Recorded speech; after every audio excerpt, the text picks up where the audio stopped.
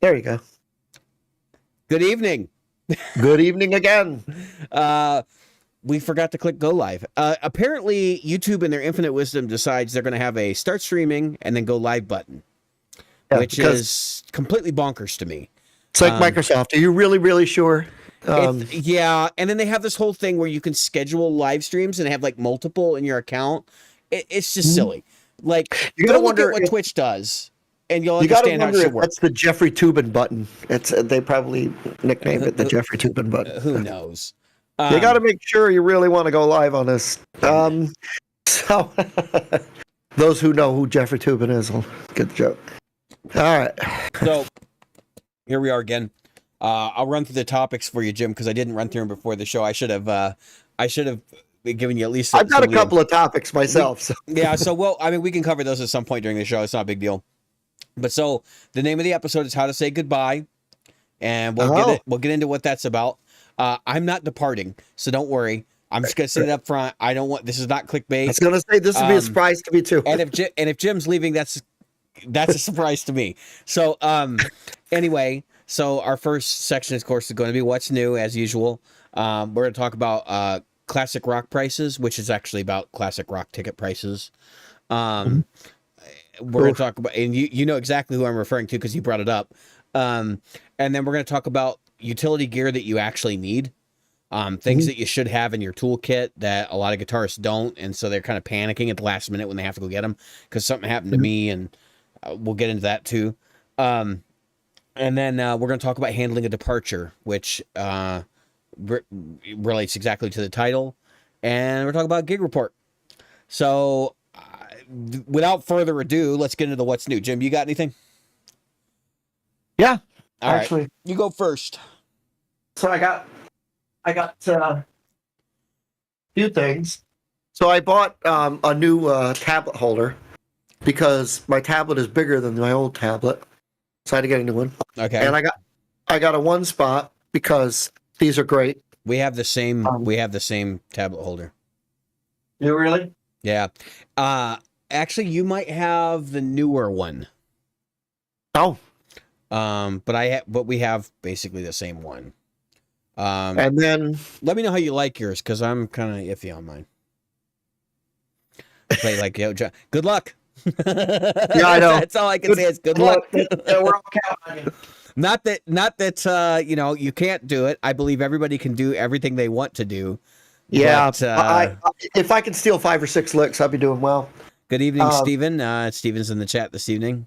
Hello, Steven. Yeah, he's been hanging around a lot. I hear he may be slightly ill. I'm sorry. Making some time off from a lot of things. So, I hope. Okay, so that being said, we're here. You guys can hear us this time. I have to get last week's episode or the last episode re-uploaded. We actually have an episode between that and this one, which will come out after this one, so it will be numbered after this. And then we have 2 episodes that are missing from the podcast uploads, and I got to do those too. Just because last week's episode didn't come out, I had COVID. It's been causing a lot of problems, and then I had gigs and stuff, so everything just kind of went on the wayside for a little bit, but we're getting back to it. That's part of what this episode's about. Yeah, and I had I had deployments tonight, which don't usually happen. So. Yeah, I mean that's a whole other, like we've both been working. I'm sure we've both been working. In fact, I have a meeting with my executive director tomorrow because I gave a pretty scathing review in my review of the company itself, and they saw it and they decided they needed to have a talking to me. I'm always good. Well, I honestly, and I met exactly what I said in my review, and I will be very professional and blunt, because let's be real here for a minute. Usually when you identify a problem with an organization, you're pretty darn certain that you know what it is. And yeah, I would not have put it in my review if I wasn't prepared to defend my comments. Yep. So, anyway, so we're in the what's new. Let me light that LED up for us. So you got anything else other than because you got the iPad stand, which is an essential that utility gear I you actually need. got. So what's funny is I actually got two, and I got one that's like a. It's got like grippies like Mhm. this. It Yeah. goes like this. And I was really excited to get it. I actually pushed my Sweetwater rep to send me that one. hmm I put it on my stand, and my iPad was sitting like this. hmm I did this. It just slowly, yeah, yeah. That's been a problem And, with a lot of the different designs.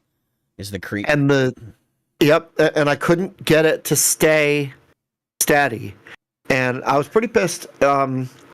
I will be contacting my rep, not because of him, because I'm the one that pushed him to send it to me. He actually said he hadn't heard anything good, bad, or indifferent about it. So I'm gonna have to say, well, this isn't really gonna work for me. Probably have to go with the other one that he recommended. Yeah. So I actually had the IK Multimedia one, and Ooh. that was the best freaking iPad stand I've ever owned. And I miss it. I lost it. I left it at a show. I left a mic stand that I had gotten actually in trade with another product, which I kind of miss that mic stand too. But I replaced it with a Gator with the big base because I figured, like, if I'm putting an iPad on it, it needs to be weighted. Putting them on Right. tripod stands is such a nightmare. I have done that in the past, but you have to keep it low, and you have to basically fold the tripod or use the arm to like counterbalance Yep. it. And nobody wants to have it fall over in the wind or anything like that. So, but yeah, it's getting to the point where having an iPad on stage is almost essential. At least for me, it is absolutely essential right now. I know a lot of people still like physical paper because there's no issues with Paper doesn't run out of batteries. paper running out of battery or whatever. But I'm actually pretty good about charging up my stuff before show. And It doesn't need network access. most of the time, I don't even need it. It's a safety net, and I've actually played with it on or like turned off on stage, and then go turn it on for the times I need it. So it's like it's just a nice to have. It's not an essential, but it's one of those things where if you're gonna have an iPad on stage with you for music, like, you probably need to stand for it. It's not a huge financial investment, Right. So. Let's talk about mic stands for a sec. So, like, that's another thing that people neglect. I can tell you this because I played with a lot of people over the last like 2-3 years, and seen a lot of different situations. But like, people buy cheap mic stands, and I know, and I don't understand why. 'Cause I know it's not a sexy item, but like, once you've had some nice mic stands and they hold up and they're durable and they don't break or they don't, because like. You lose that fitting on the tightening fitting or whatever. Yep. Or I've had them where the plastic parts that it might be employed in the the bushings and whatever. disintegrate. Yep. And we're not talking like high lifetime, high hard use, right? We're talking like pretty basic use cases, and they fall apart because they're not well made, right? And if you ever leave them in your car in the winter, forget it, because they're gonna crack. Like, you're gonna have the something on them is going to break. In fact, I was talking to a guy recently who said he left his out in the winter, the base, right? And he came in the house and he dropped it on his way in the house and it like fell onto the cement, and that shouldn't be a big deal at all, but it shattered. It actually cracked in half, and I'm like, yeah, that's cold. That's cold steel, man. Like, unfortunately, it gets harder as it gets colder, and as you bring it up to temperature, it actually gets harder again, which makes it super brittle. And if you do it a bunch, you're eventually going to have metal that's just going to fall apart. Yep, just breaks. So I've got so I spend my money on mic stands. I always feel that if a mic stand's under $45-$50, it's not going to be. It's just like getting it's like a wear part, right? Like, it's going to break and you're going to replace it, right? But you want it to break less, and you want to be able to depend on it. Well, yeah. So like, I bought a K&M mic stand. My wife does online streaming, so I bought her a Gator pole with a weighted base, and then because we wanted like small footprint, right? And so I got the littler one because they have two of them. They have one that's like a 14-inch, and they have like one that's like a 10-inch. So she got the 10-inch, and then she got a K&M arm on it. because the boom arm on cheap mic stands is like, what Crap. the hell were they what the hell are they thinking? Because they don't work. Half the time they drift, Right. or Yep. you can't tighten them, or if you tighten them and somebody ever bends that thing while it's tightened, Yeah. it's fucked. Like you're never gonna, yeah. Because they use a cheap plastic bushing Yeah. that just Well, Just- theoretically, when you have that kind of arrangement, you're never supposed to move it without loosening it. loosening it. Like, Right. people just don't take care of that shit. So Mhm. that's not really a quality issue so much as, hey, it's not asshole proof. Right. You know what Yeah, I but mean? nothing's asshole proof. True. You have to assume that's going to happen to it. So I understand that. Yep. So I invested in. This is a Rode. I see that. I was going to say I saw that. I got a new Rode broadcast arm because my old broadcast arm broke a long time ago. In the show's history, it probably would have been around episode 150. So I got this brand new Rode, and actually I really like it. This is a PSA 1 Plus. It was about $139, I think. Nice one.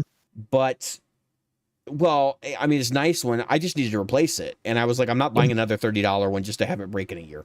It doesn't make sense. This is a Gator. I can't bring it into the shot where it frameworks. This is a Gator Frameworks. It's a really nice one. Nothing wrong with this. It works. You've had it. I think it's $100 typically. Yeah, it hasn't worn out. I can put it away, bring it back out. It's got full movement. It's got a great connector.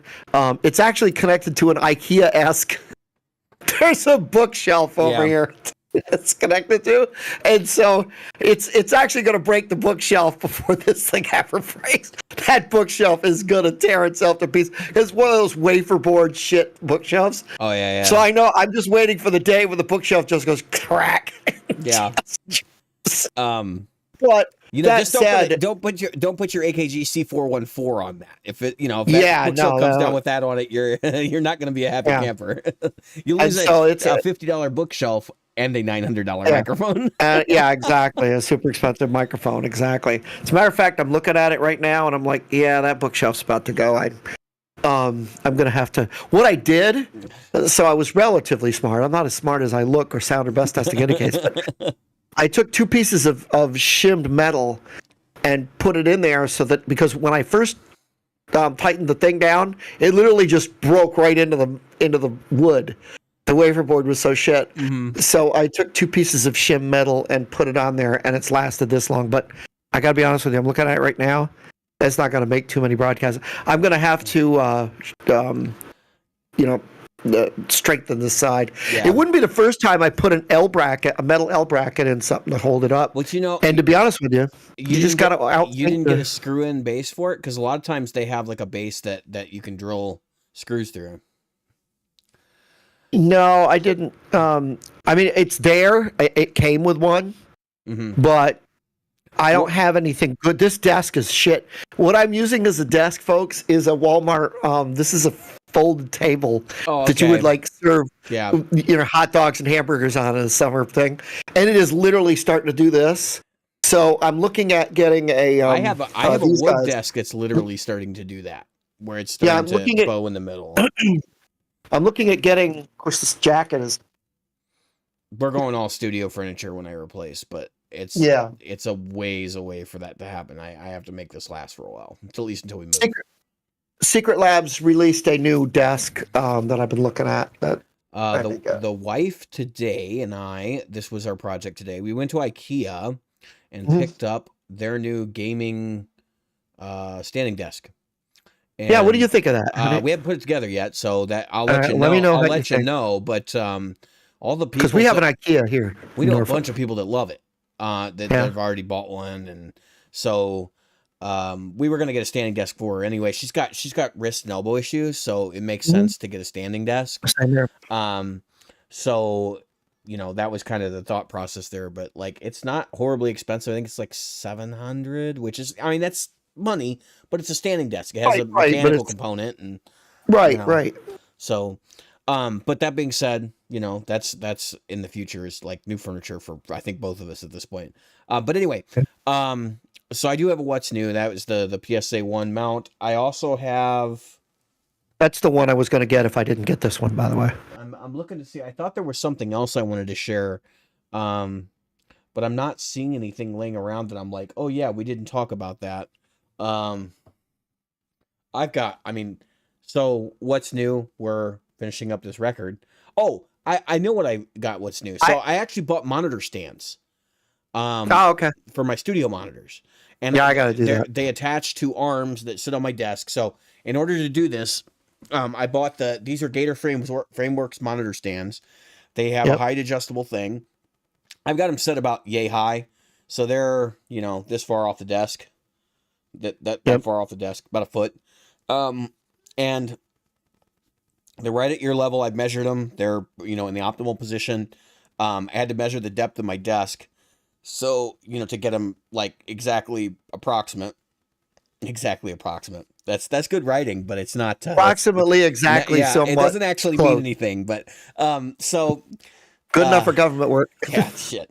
But I gotta say, when I first put them together, I fucked them up because there's a plastic sleeve that fell down into the tubing, and I'm sitting here and I'm like listening to mixes that I'm familiar with, and like my table's vibrating real bad, and I'm like, what the fuck? Like, I bought these so they'd be isolated.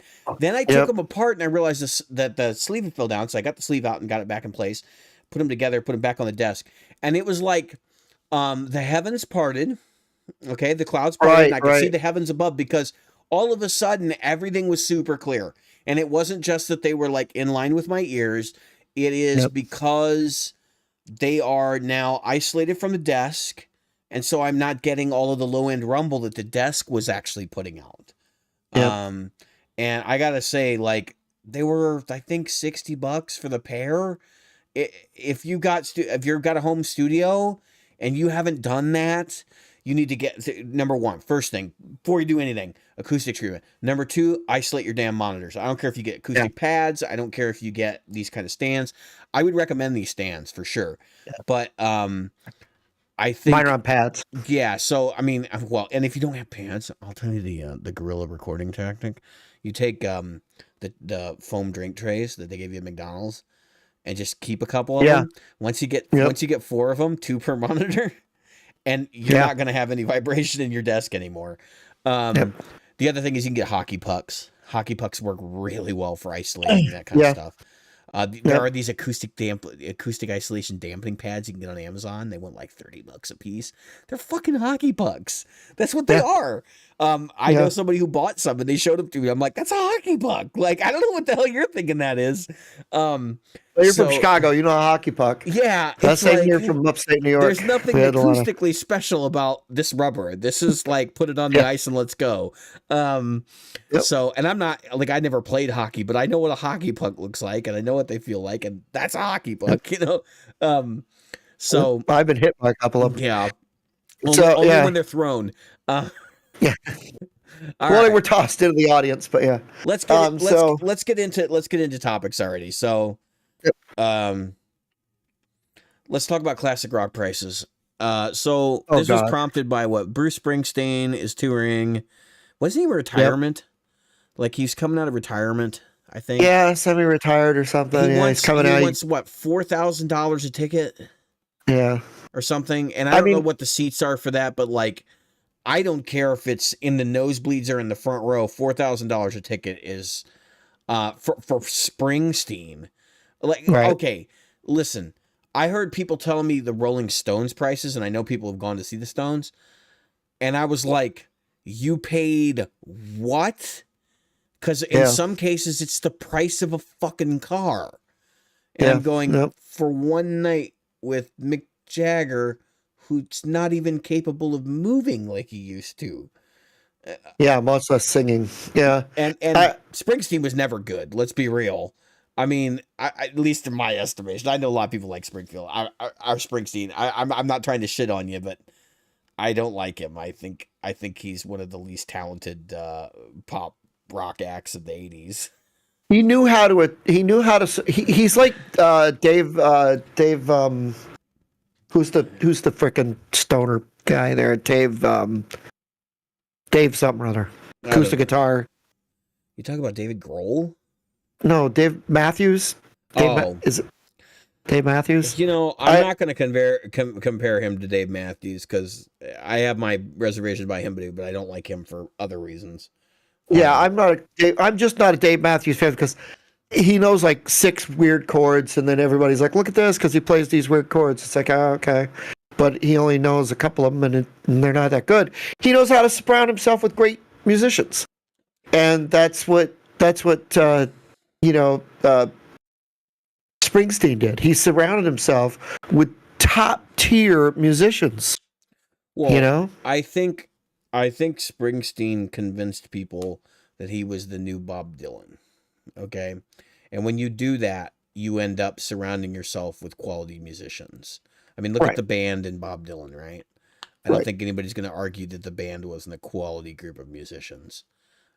Whether or not you like their music, I mean, those guys were through and through session players, right? And so for like, this is kind of the same thing where, except that the E Street Band for Springsteen kind of just like, they didn't really necessarily come out of session work. They just happened to be the best players at that time in that area that knew him because they wanted to elevate his, whatever. I don't know. I don't know a whole lot about his history. I know he's from New Jersey. I know he likes Telecasters and he sings like a wounded dog. Well,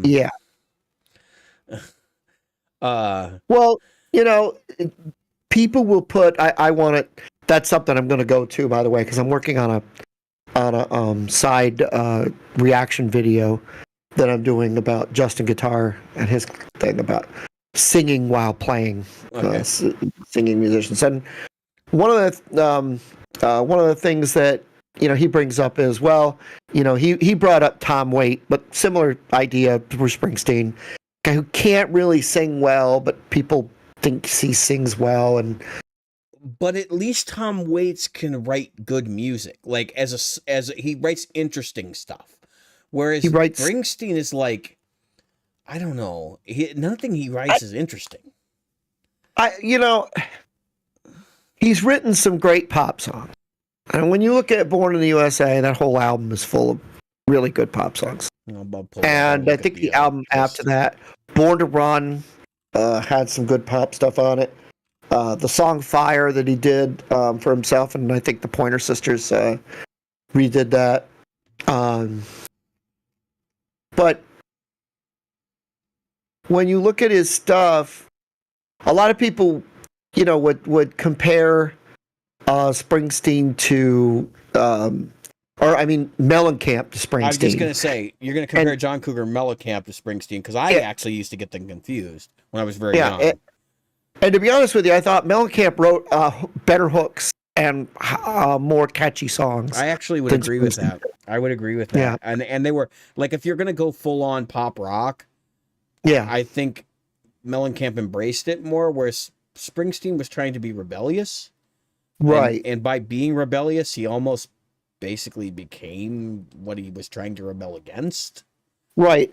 But I think Bruce Springsteen wanted us to believe that he came from the gut of Jersey, and and he rose above all this stuff, and he wanted to make you believe that he was the American ideal, the American dream, which would have been a popular thing at that time. I mean, I think now we sort of accept that the American dream might be a bit of a sham today, but it was late 60s. Yeah, it was late 60s, early 70s. He was very hipster, hippie leaning.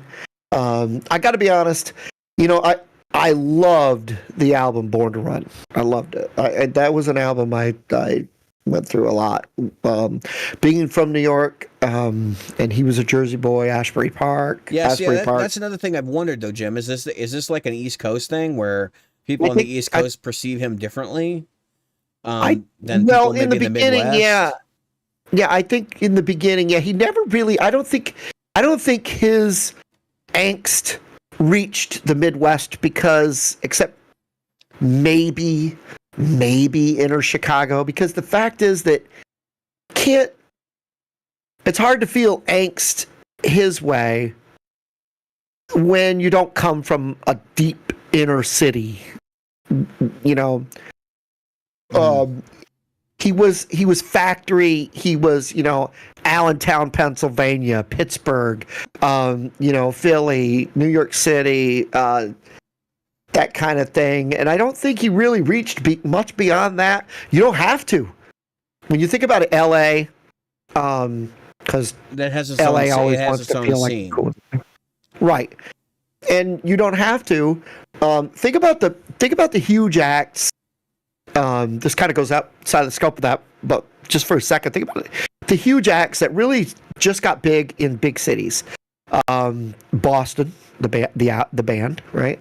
Aerosmith, Boston. Cars, Boston. We could go all day long. Boston, Boston, Boston, right?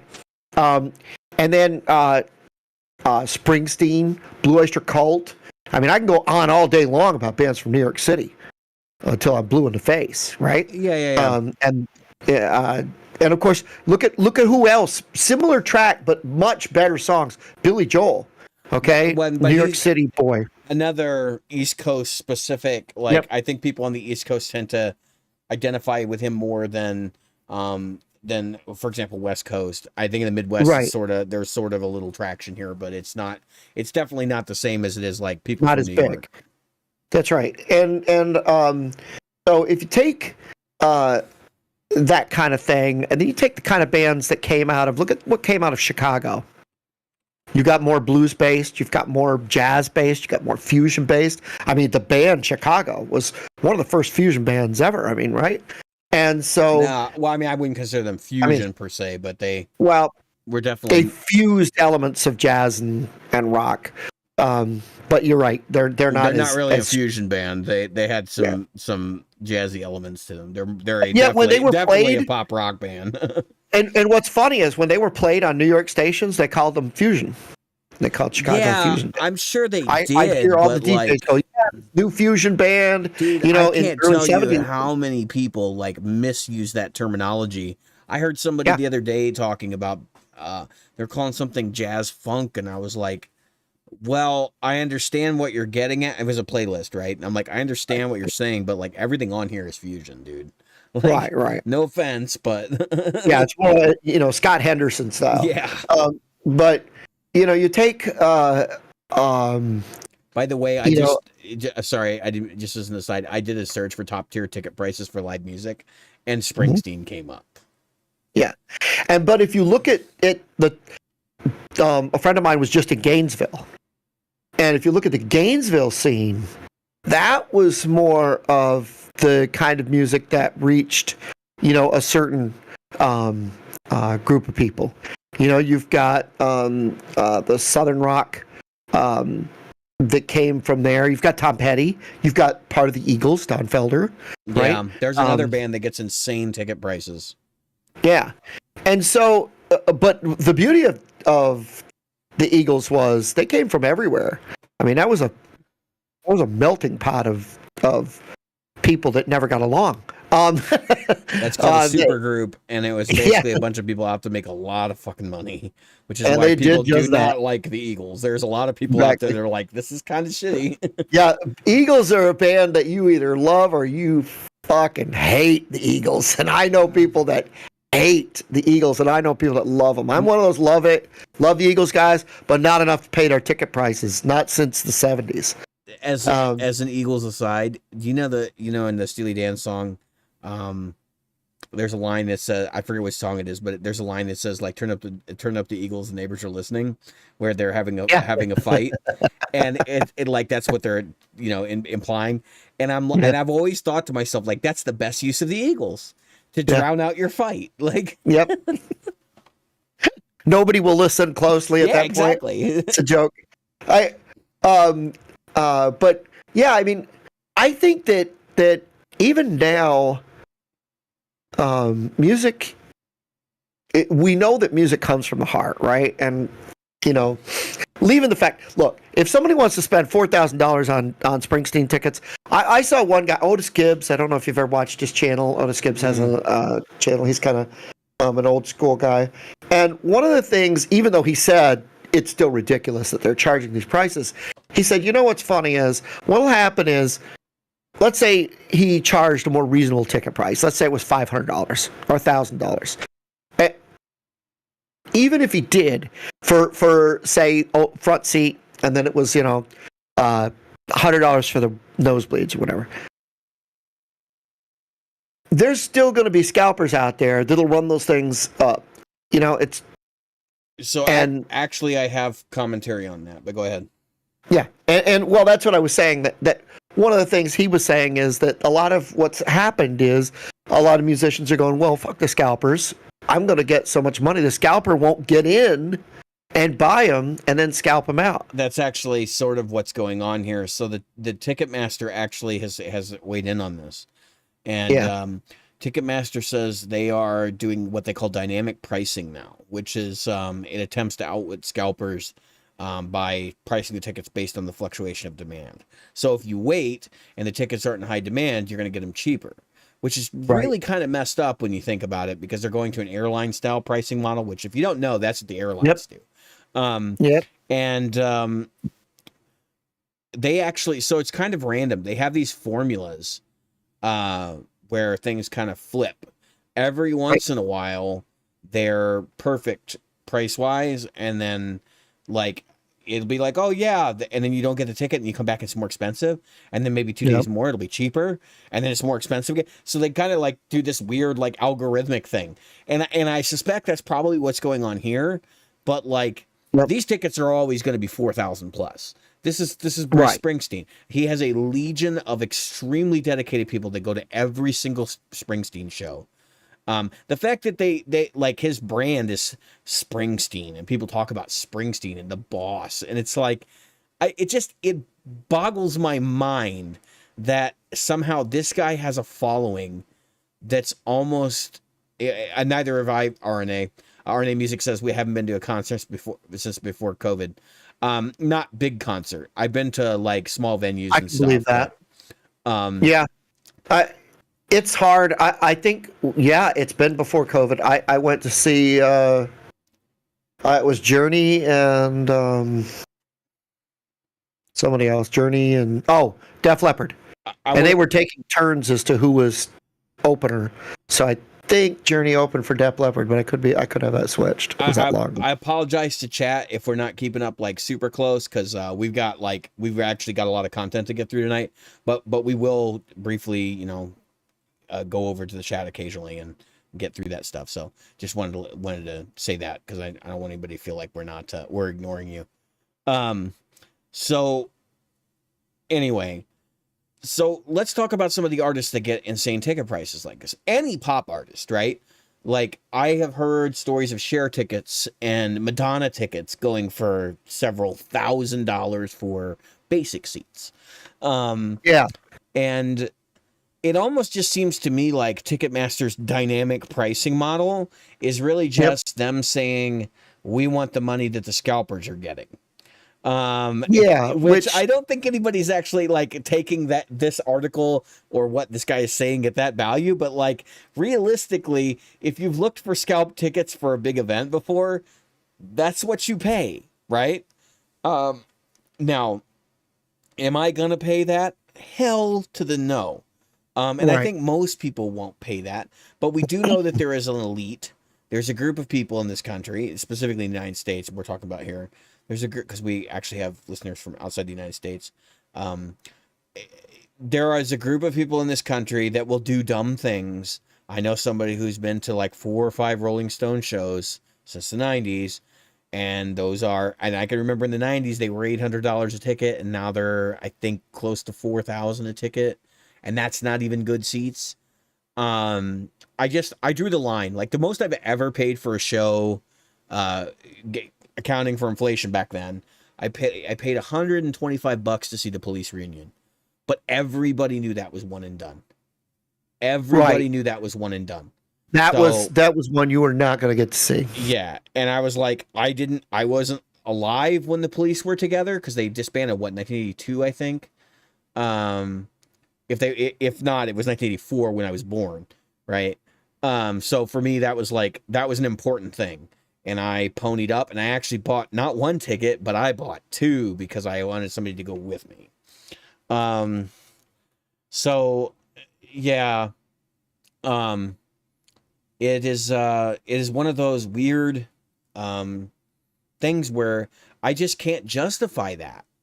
There are too many good bands out there at much less money. I don't need to sit in a room with 50,000 people or 60,000 people to sing the same goddamn song I can hear on the radio. It's crazy.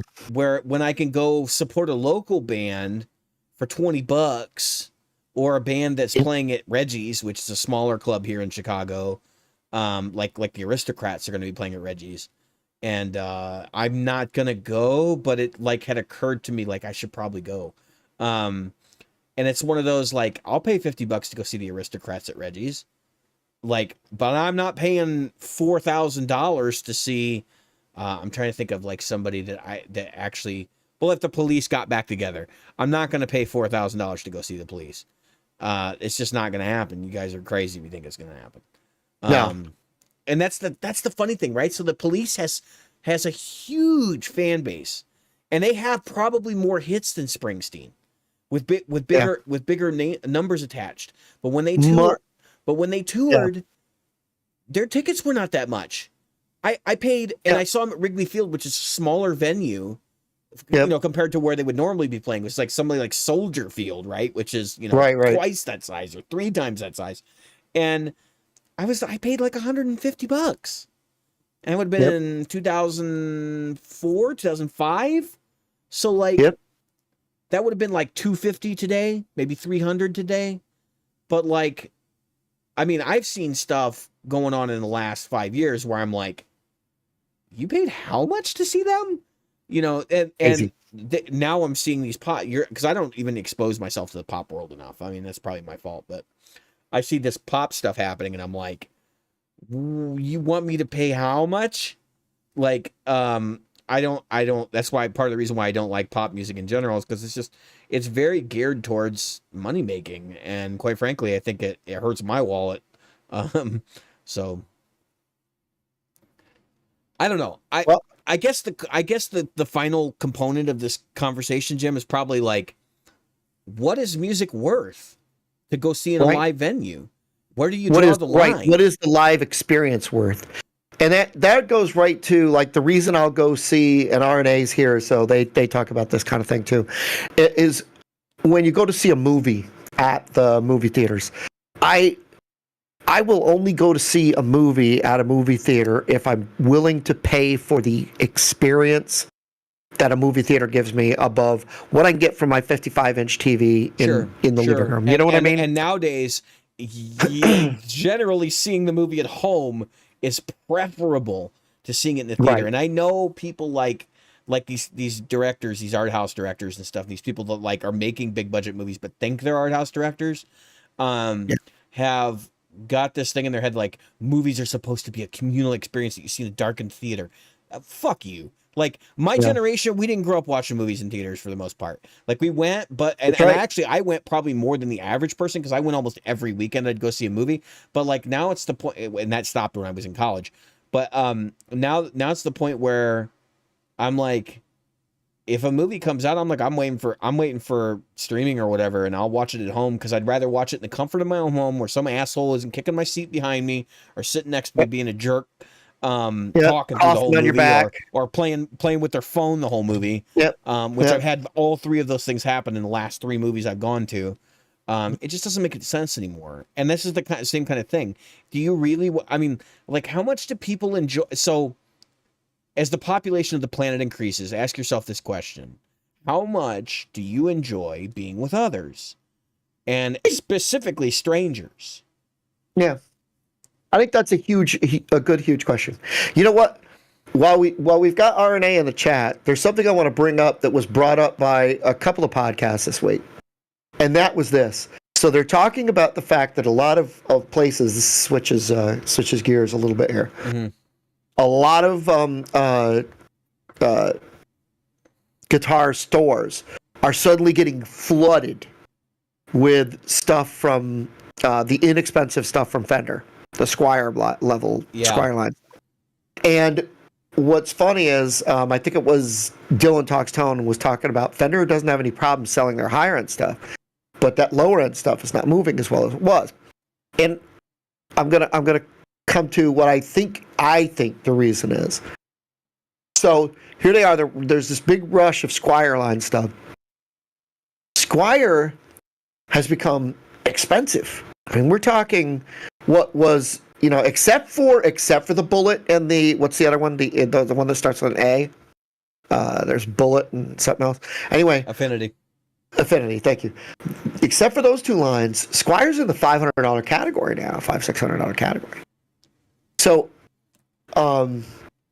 that's not where people want to be buying Squire. So, the reason I think they're shooting themselves in the foot with that is because companies like Eert and Firefly are killing that price range. I mean, just destroying it.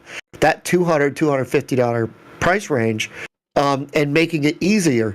I sent a little thing to you a couple weeks ago where I said you can buy every single SKU in the Firefly line for less than you can buy a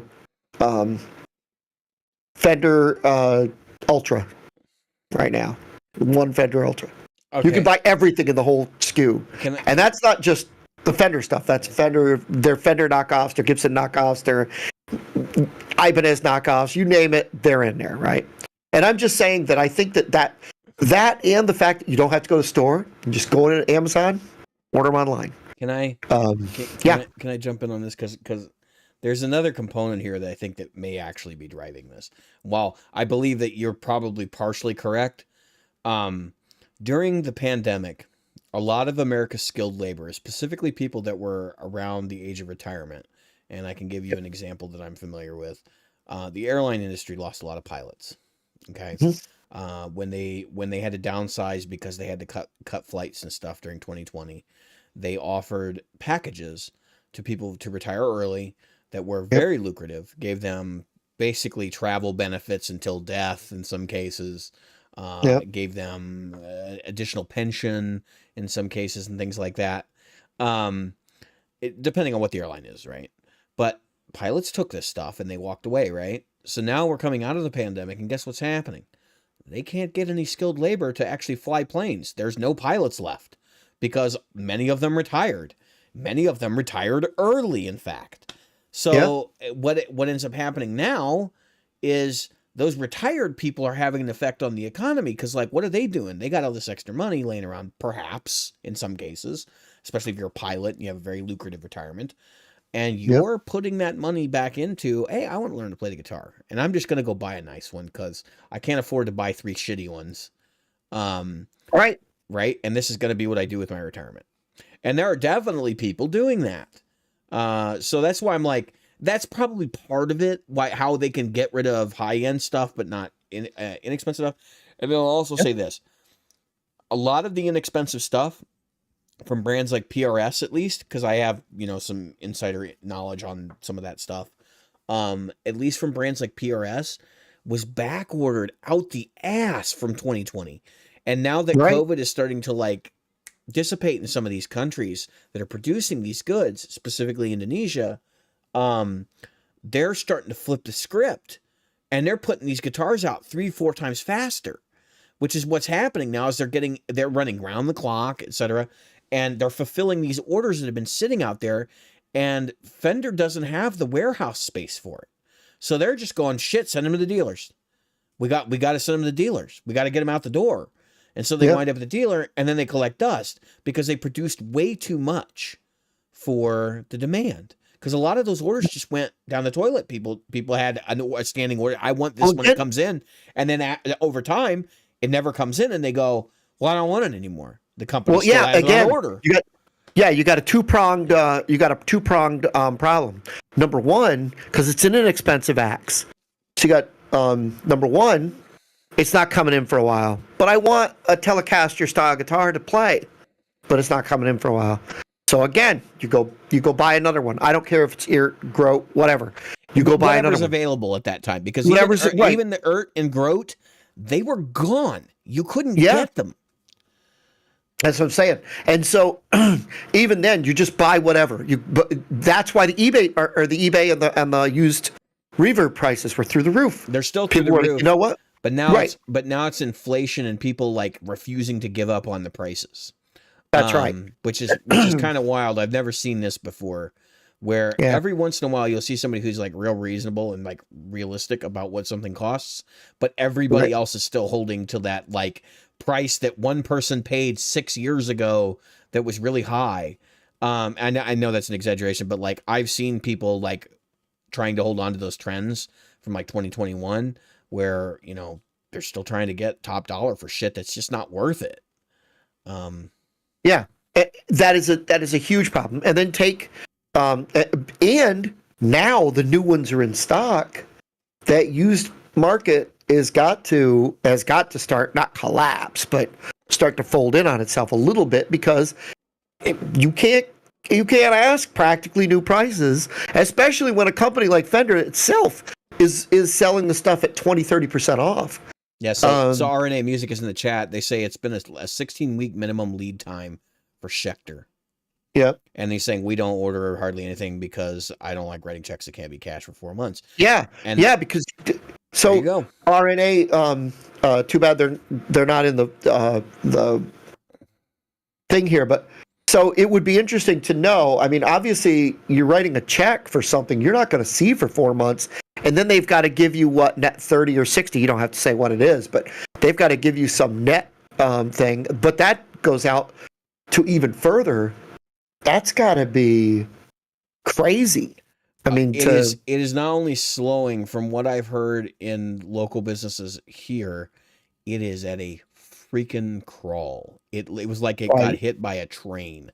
In fact, just to give you guys an idea of how crazy it got, was during the pandemic, I was told that PRS SE models were ordered out for 3 years. And I mean, that's a mid-level guitar, so I can't imagine those are going to be flying off the shelves with the economy being what it is right now. So, yeah, I know that in a lot of yeah, RNA, I don't blame you there. There's a lot of the what was I thinking? Those low level ones. Remember when we were during the pandemic? We'd go to Guitar Center or whatever local shops, and there was nothing. There was nothing in the store. Now they are freaking filled with those things. Yet I'm looking at how they'll put the higher end stuff behind them. Yeah, that's still not filling up. Yeah. So that's going slow. And then that goes to that Fender. Fender just laid off a bunch of people. So yeah, like 400 people. And they were told and that's incredible. They're told that's not 4 a huge days. It's not as big a company as people think it is. So 400 people, that's a significant amount of their workforce. That's a lot of people.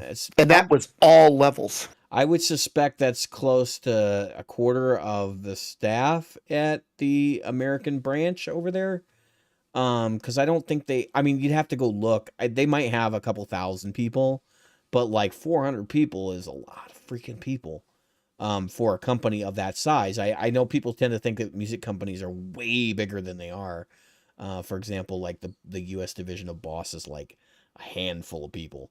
Right. And people tend to think that there's 500 people working there, and it's like you meet the sales department and it's like 6 people, like it's just not what you think it is at all. Right.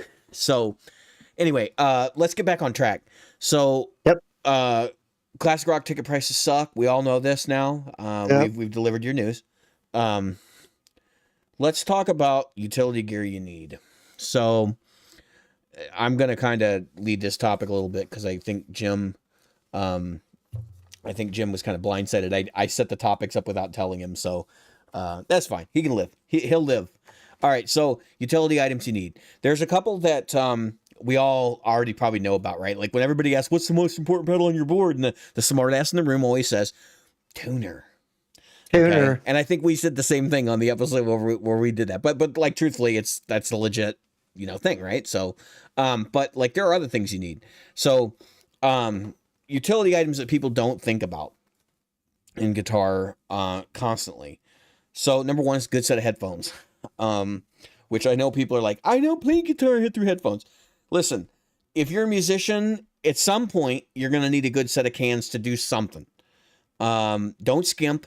Don't go to the store and buy, oh well, these AKG C44s are, I don't know what model number, but they're like $50, and they sound really good. Bullshit. I don't care what company makes them. The reality is these are the industry standard. These are M40Xs or M50Xs. These are the Audio Technicas. You see these, like if you ever watch Audio Tree on YouTube or any of those kind of like live streaming things where, music is involved, you'll see these in the studio environment because these are good isolation headphones. They get used a lot. They're pretty robust. They sound okay. These are not mixing headphones. You'll see Beyerdynamic, the DT440s and stuff like that. Those are common mixing headphones, right? Like that's what you're going to see in a studio environment. And then if you go into a really fancy studio, you might see some much higher end stuff, with like, the higher end Audio Technica and, AKG stuff. But like, I guess what I'm trying to saying is, yeah, so you got Tascams and they're not they're not the greatest in the world, but they were a deal of the day garbage. And they're okay. I mean, they get the job done for the podcast. But for the podcast they do fine. But I know that people are like, I don't use these with my amplifier. I don't use them when I play guitar. And it's like, well, do you ever record? Do you ever have to like monitor music and try to like pick out a part? That's when cans can be really useful because they can isolate the environment around you in order to decipher things.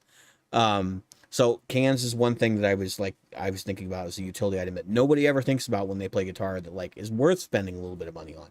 I think these headphones are about $120. They're not horribly expensive. I know people are like, you've spent $120 on a pair of headphones? Listen, I've spent over $400 on a pair of headphones. And it just has to do with the fact that like if you want good headphones, you're gonna pay. I know people are like, your headphones don't sound any better. Listen, yeah, they do. I'm sorry, I'm here to tell you that there are actually people that do testing on this stuff and they look for flat response and all that. And they're definitely headphones that sound critically better than what you're buying in your cheapo Sonys, which I use high-end Sonys. That's my personal listening stuff when I'm, just trying to enjoy music. But so that's one item, right? Another utility item that people don't often have, but they should have, and I'm guilty of this, is a direct box. I mean, you never know when you're going to have to take some sort of apparatus and plug it into a mixer. And yeah, so the Vic Firth drum isolation headphones, I'm actually familiar with those RNA Music. They're really good for isolating from the room around you. They're not, I wouldn't say they're critical listening headphones, but they're definitely, if you had to isolate, like, and you're in a room with other musicians and they're playing their shit loud and you're trying to like get a microphone position correct, like that might be a good pair of headphones for that. In fact, I've actually used those for that purpose. But generally, good set of headphones, you're going to have a removable cable. If you don't have a removable cable, you don't have a good set of headphones. But a direct box, very important. I know people don't, and I it's been a revelatory experience over the last few years, learning about impedances. And I know people sort of think like, well, you can plug it in here and you can adjust the gain to get, so I'm not clipping and you can hear it. I get it. But your impedance matters because it determines how much low end is coming out of that device and whether it's being reproduced accurately. And in the case of using a direct box, so if you have a cabinet emulator, you better be sure you're sending line level. And if you can't send line level out of it, which I actually do have a device that has a cabinet emulator with no line level, you need to use a direct box. And it'll solve a lot of problems for you. Like, that's what people don't seem to understand, is it will solve problems for you. Like, for example, ground hum, a lot of times can be fixed with a direct box. And you don't need a fancy, expensive one. They come in also, I mean, I've seen people get away with the Behringer one, for Christ's sakes. But it's one of those tools that I think a lot of guitar players don't have, and they get to the venue and they're like hoping that the sound guy will provide them with the direct box in some cases. And it's like, you got to hope in a prayer, dude, because they might have one and they might not. And what are you going to do if they don't? So I actually don't own a direct box. It's on my list of soon things to buy. And it's useful for recording. I wanted to mention that. If you do any sort of recording with plugins today, which most people do, you probably want to run a direct box into the line in, or a preamp into the line. Actually, you want to run a preamp in the line in. But you can do, depending on what kind of direct box you have, you may be able to just run into your direct box directly into the line in on your interface and bypass all of the fucking preamps on your interface, which usually, if you don't have a fancy interface, sound like hot garbage. I know people are like, oh, you can't tell the difference between preamps on a PreSonus and a insert high-end interface here like a UAD. Yeah, you can. Right. It's not like earth-shattering for most folks, but when you start combining all that stuff into a recording, when you got 10 tracks run through your PreSonus interface with shitty preamps, you're going to end up with a shitty EQ contour smeared all over your mix. So you just got to kind of like be aware of that kind of thing. But direct boxes. So I would recommend, actually, if you were just to go like buy a direct box and you wanted to get the industry standard, you would go look at, I have a reamp box from Radial. You can see that Radial is right over here. So I would recommend you just go get something from Radial. They make an inexpensive one, which is $99. They make a little bit more expensive one, which I think is $179. And then they make an active one, which is significantly more money. In general, if you have a passive guitar, you generally want a passive acoustic guitar, then you want an active direct box. But yeah, like Radial Pro DIs are great. RNA Music mentioned that in the chat, and I want to give them a shout out for that, because that's what I would recommend. And again, so like people like who's the guy from Lashik? What's his name? It escapes me at the moment. Niall.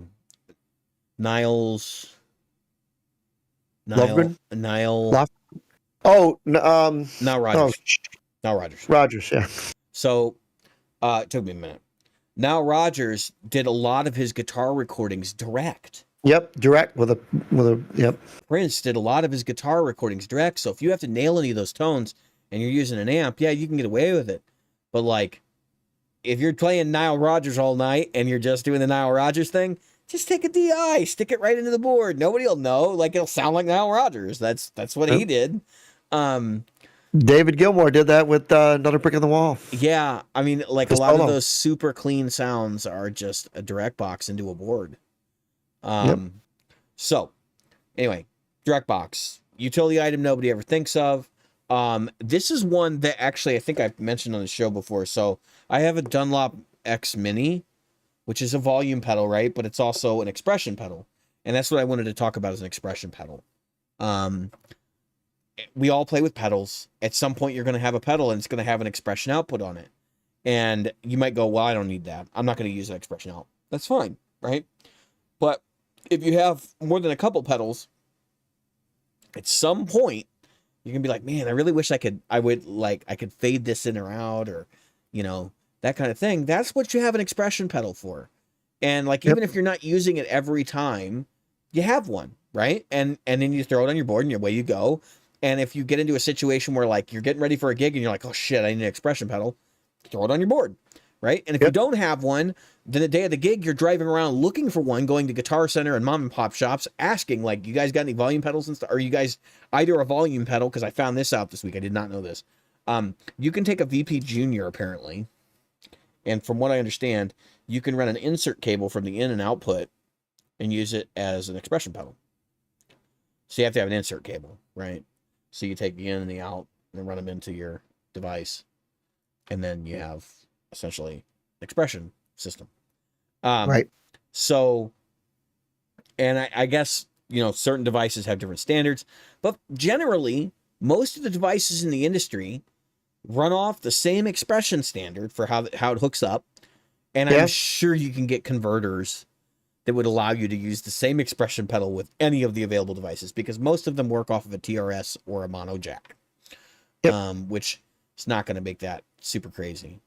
Yep, TRS is usually your expression. Usually. And if you get the volume pedal, you also have a volume pedal now, whether you need it or not. So I held up my VP Junior. I've had this for quite some time.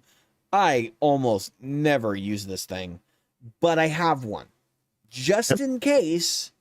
And actually, I've had more use of that using it as a passive attenuator in my effects loop than I have used it as like an actual volume pedal. I've got the Dunlop X Mini that you've the one you've got, and I've got the Dunlop or the early model Junior that you have that you just showed. Yeah. I bought one of those for like I don't know $40 or $35 like used one day at Craigslist. It was like somebody had one on, and I was like, "Yep, I want one," and I just got it because it's something that you should always have. Most of these items are not super expensive, right? Yep. So let's just get that out of the way. Like most of these items are pretty inexpensive. Right. Cleaning stuff. Okay, and I say cleaning stuff because everybody's cleaning regimen is different. I recommend Dunlop 65. And just I have even it right just here. for the cleaner. Not even necessarily the polishes and stuff, because I'm not a big fan of polishing my guitars. I kind of want them to scuff up a little bit, mostly because they're more comfortable if they're not super shiny and glossy. We'll get to that in the gig report. But basically, I don't polish my guitars. I clean them. And then the fretboards, I use the normal stuff, depending on what the fretboard is. So lemon oil or whatever, depending on what the fretboard is. And I think we've covered that in another episode. So if you want to find out how to clean your guitar, but basically get the appropriate cloths, get the stuff that you need, put it all in one place, keep it in your guitar gig bag, and clean your goddamn guitar. Because I don't know how many times I've been handed a guitar where I'm like, dude, I'm going to get fucking tetanus from this. Where it's like sliding. Yeah, it's like, holy shit, dude, you perform with this? Like, or like rusty strings and stuff. And it's like, whoa, man, like, what is going on here? My first guitar. Yeah. No, I mean, like, I get it. Everybody's different in terms of like how they wear a guitar and stuff, but just be like, be smart about it. And if you need to, like, that's something you should probably invest in is cleaning and maintenance stuff. And there actually is good reason for the metal parts to have a toothbrush in that kit, because a lot of people don't brush their bridges off. They let that shit sit there and their bridges get rusty. I wish you'd have told me about this one, because I have a bag. So I went to Home Depot and I bought a bag. I'll put it on my next in the next podcast. I'll open it up. Yeah, we'll talk about it. Everybody, or I'll do a quick video on it. What it is I bring an entire kit with me of everything you were talking about. I bring fast fret. I bring the cloths. I have bags of these that I bring with me. And I'll have a small towel, like a Planet Fitness towel, to wipe my forearm during a gig, because sweat is going to... We're going to get there, the gig report. Yeah, because I'll be glad when the summer gigs are over, kind of. Yeah. We'll go over those. Jesus. I think since we talked last, I've had 2 outdoor sweaty. Yeah, it was an outdoor sauna. Yeah. Also, I keep, the stuff for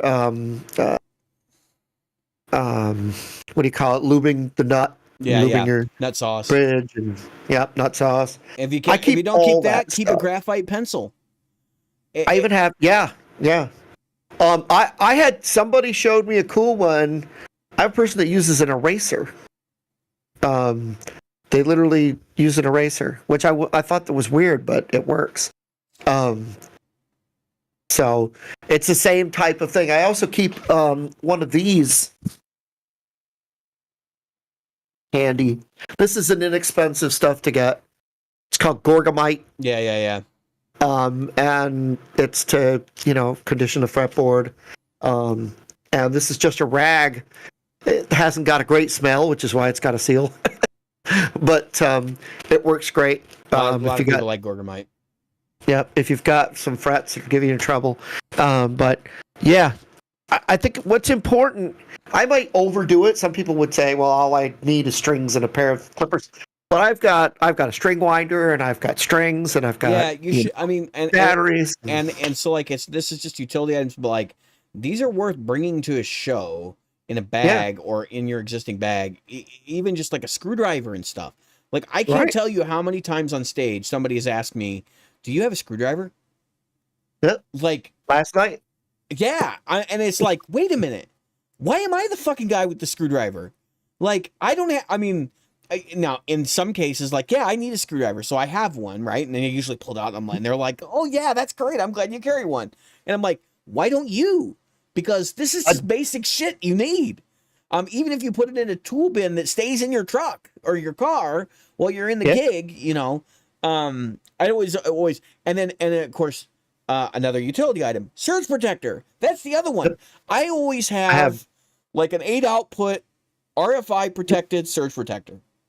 Yep. Always. Yeah. Fingernail clippers is a good example. RNA music. I was going to get there to the silly grooming items that are necessary to play guitar, like nail files and fingernail clippers, depending on what style of guitar I had to use a nail file the other night. Had one broke off. Straight right there. Yeah. I mean, so anyway, is in terms of what was the other item I just mentioned? There was something that we were talking about, screwdrivers. Oh, RFI protected surge protector. Buy yourself a Furman surge protector. I know they're expensive. They're like $40, but it's money well spent. That is not expensive though. That's no. People think that because people buy strips thinking they're surge protectors, Jim. RNA said beard comb. That's because he's got such a cool beard. I don't have that beard. Shit.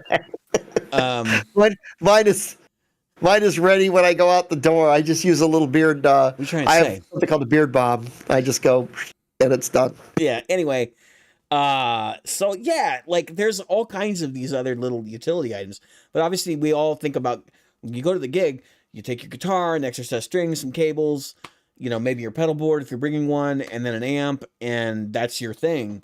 But like, there's so many other little devices that impact musicians' lives. Capos. Flashlight. If you play with a capo, you need to bring a goddamn capo with you. Like those are that's another utility item that everyone should own. Even if you don't like capos, you're like, I'm never going to use one. You should own one because you never know when you're going to get into a situation where somebody's like, can you play an F? You know, and you're like, well, I don't really want to play bar chords on my acoustic all night, you know, in F. You'd mentioned a flashlight, a drum key. And yeah, you might not be the drummer. A flashlight was the next thing that was going to be on my list, actually. Yeah. A camera, even if it's your cell phone, like if you're gonna record your performances so you can, and you should be doing this if you're not doing this, when you play live, record yourself. Because you need to know because you never see what it looks like until you've recorded yourself, and you could think you're the best fucking player on earth. Believe me, I've run into some people who don't realize what they look like on stage, and then they see recording themselves, and they're like, "I thought I was better than that," and you know they'll never. And say I got to be honest with you, look on their face like, "Huh." I think that's because. You know, that goes to what do I sound like out in the audience versus what I sound like in the, you know, on stage. Yeah. And there's all, you know, it goes back to that, oh, my amp sounds so great on stage, blah, blah, blah. But you're standing in front of it. Guess what? They're getting it after it's gone through you. And so we're going to get to the gig report. Trust me. It's all going to be addressed tonight. It's just going to be addressed in the later segment. I got to be honest with you. We record it every time, every gig we have a camera set up in the audience. And I really wish it was set up a little further back, but, you know, you got to deal with what you got to deal with. Right. The truth of the matter is, you know, you're not name a famous filmographer, and you don't have floating. My son said to me, I said, you know, it'd be nice if you could go to some gigs and give me an alternative look at the video and the sound. And he goes, you know what you need? And I said, no. He goes, Dad, you need to buy one of those small those AI cameras that like rotate and all that. Yeah, and they hover. Oh, the drone. He said, get a small drone that tracks you and put it out that far. And yeah, there's reasons you can't do that, but we could talk about that another night because I actually know a little bit about drone legislation, and I was looking at one point getting my commercial drone license. I don't own one, but I could get my license and I could go buy one and I could shoot weddings on the weekends and Well, stuff. couldn't And I shoot? you can make like $20,000-$30,000 a year doing that. Yeah, So couldn't I shoot the gig? you can, but here's the thing: you have to be in control of your drone at all times.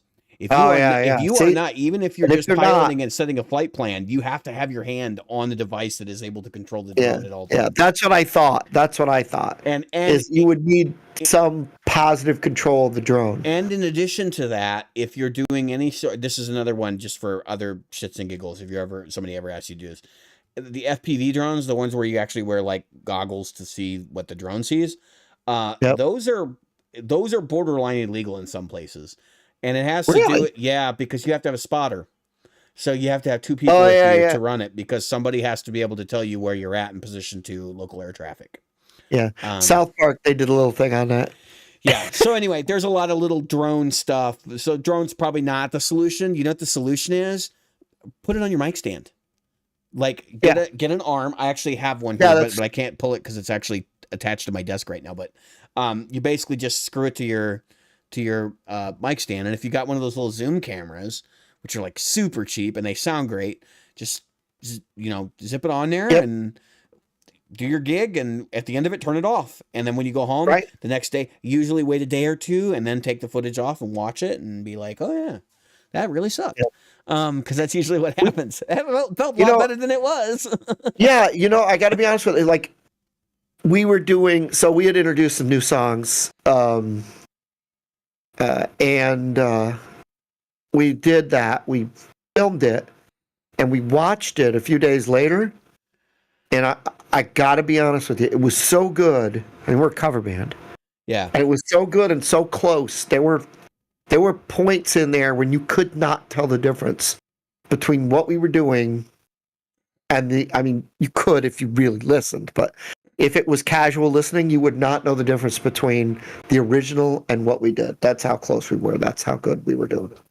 So that's a nice stroke of ego. But don't worry, I had a Nick Jonas moment. My guitar went out of tune during the intro of Brown Eyed Girl, and we're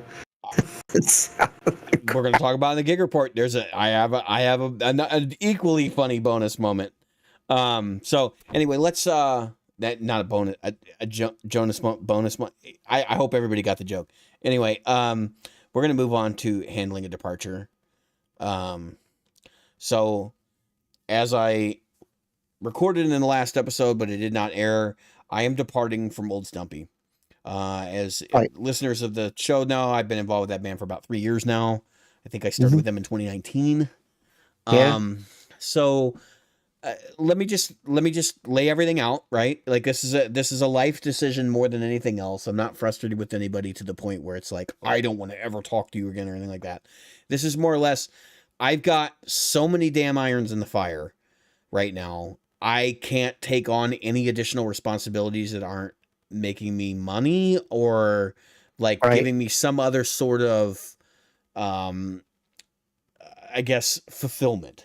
So the podcast I put on hold and like been doing all these different things and like just robbing Peter to pay Paul with time for a while, which is why the podcast is sort of half and half. And I'm not really happy about that. I'm actually very, very upset about it. And it's been bothering me, and I've been trying to find a way to like shift some things around.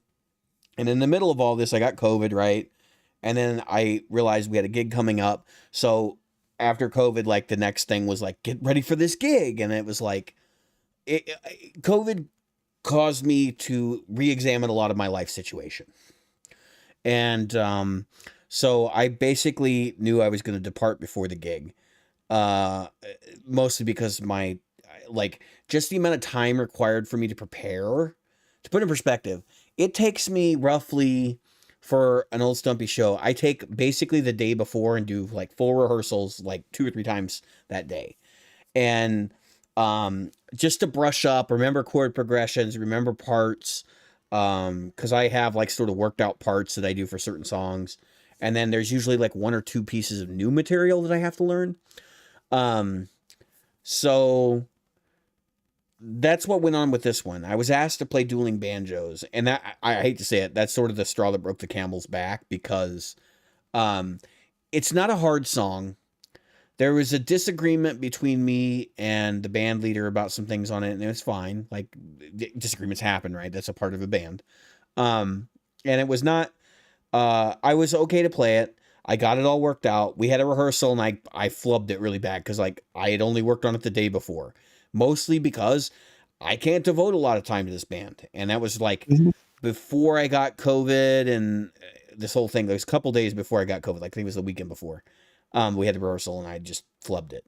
And then I went home, and he actually sent me a video of him playing it, and I learned to play along with it. And then I sent him a video of that, and he was okay with it. And then what happened was he came back and he said, the guitar part isn't, or the banjo part isn't the same as the guitar part. He wants me to play the banjo part. And I'm like, well, kind of is the same. It's an echo. There is one place where it changes, right, and I could play it. But the reality is, when I'm playing it live, I just want to play what you're playing because it's easier on my ears. It's easier for me to deal with, and nobody in the audience is going to know. And this was not a song that we were going to put in the regular part of the set. It was like, oh, well, we're all tuning up. He and I'll kind of go back and forth to entertain the audience for a second. So I didn't really recognize it at first, but I suspected that's what was going on. So I was like, I don't really want to devote a lot of time to this, man. Like, you know, and I actually did. I went back and I learned the part, right? But I was like, why? Why would I do that? And first off, it's not a good song. It's not hard to play. You know, like, it's the G major scale. It's not. I don't know why I've had other people like tell me like, you should learn that. And I'm like, why?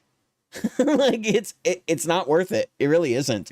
It's literally the major scale over G, C, and D. Yeah, it's the major scale, G, C, and D, and then there's also some of there's Yankee Doodles in there as well. Right. So like, you got the Yankee Doodle yeah, thing in so that's over fun. G, which I figured that out by ear without ever even listening to the original recording. So it was like, okay, no big deal here. And, you know, that all aside, so like handling a departure, the purpose of this discussion is really not so much to talk about my situation, but just like, I think we've all dealt with some situation if we're in a band, and maybe this doesn't apply to everybody, where somebody's quit or somebody, you want to quit because something bad is going on and you just don't want to be a part of it anymore. And I think, at least in my estimation, and I want to sort of talk about my journey, is like, I kind of wanted to leave before. And it wasn't like, there wasn't any specific situation that caused it. And the reason why I brought up the whole dueling banjo thing, because that put everything in perspective to me. Because it was like, here's this time investment that I'm making on something that I don't feel strong about.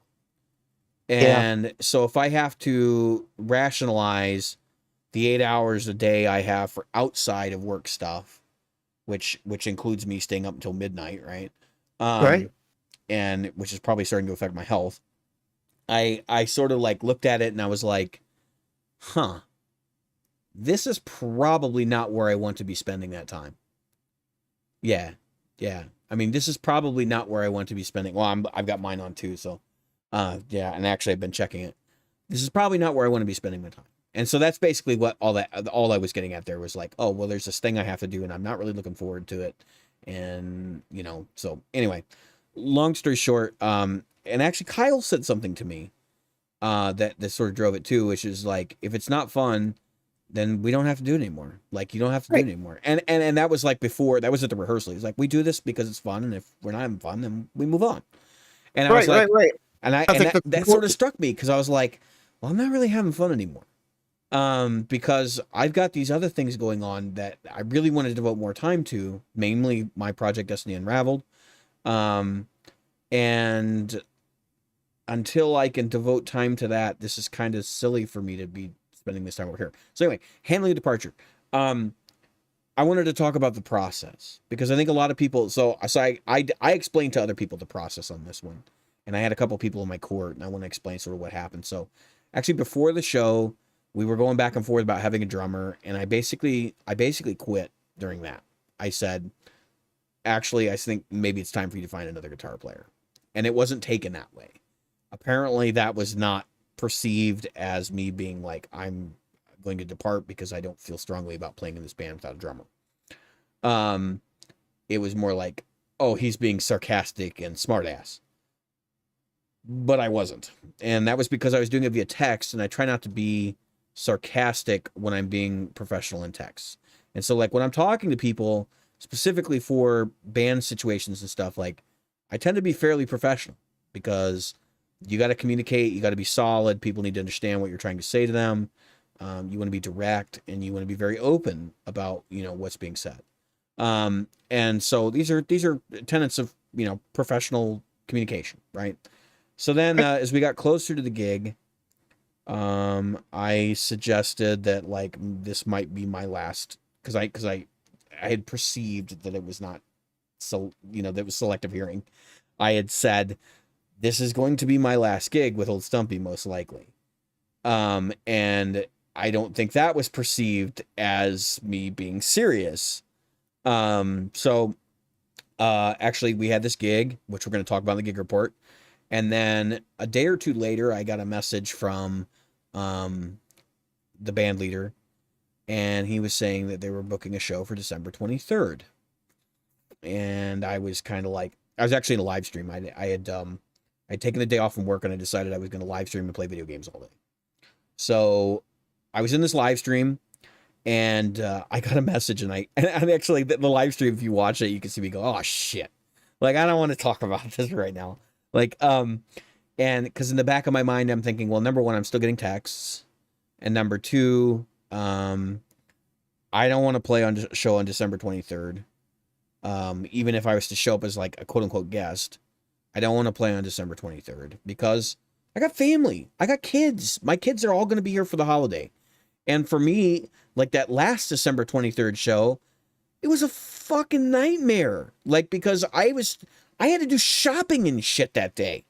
And I was like, oh, so now I've got to, instead of doing my last minute stuff, I have this goddamn gig I have to prepare for and go down and do. And like, we got paid a little bit, but it was like, wow, what a clusterfuck. Like, and they want to do it again this year. And now it'll be another paid gig. And I left it so that maybe I'll do it, maybe I won't. But I basically said that I would be a guest. And I gave a formal, Right. Basically, and this is the way I think most people should handle this, is say, I want to formally announce that, you know, I'm departing from this band as of, you know, this time, just like you're leaving a job, right? And just, you know, you don't have to give reasons. I like these guys, so I gave reasons, and I basically said, I'm departing because, you know, I've got 99 problems and this ain't one. Like, no, I actually said, I said basically, like, these are the 5 things that I'm balancing right now. And they all knew what they were, so they know I'm not full of shit. And I was like, Right. I don't want to leave you guys right now because I know you're kind of like between things and like things are going well for you. But like at this point, I have to think of myself and sort of be selfish for the right reasons. And I've got all these other projects going on, and like, Right. that's how you should depart. That is the way you should, you know, it's not a mic drop. It's not a fuck you as you walk out the door. Although some Right. people really feel like that's what it should be, because I've definitely had some, and it's not ghosting either. I didn't just like stop showing up and stop talking to them. I was clear and concise. I didn't panic. I had actually intended to wait until Monday, but because there was a lot of chatter going on, and I had a conversation with somebody else, and like, you really probably should make this formal. I was like, yeah, okay. All right, hands up.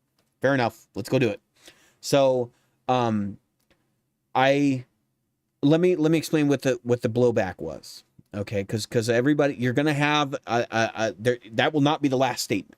Okay, so there was about a 2-hour silence period from the first message I got from Kyle, and I don't know whether that was because he was processing or what, but he basically came back and he said, "No, I understand.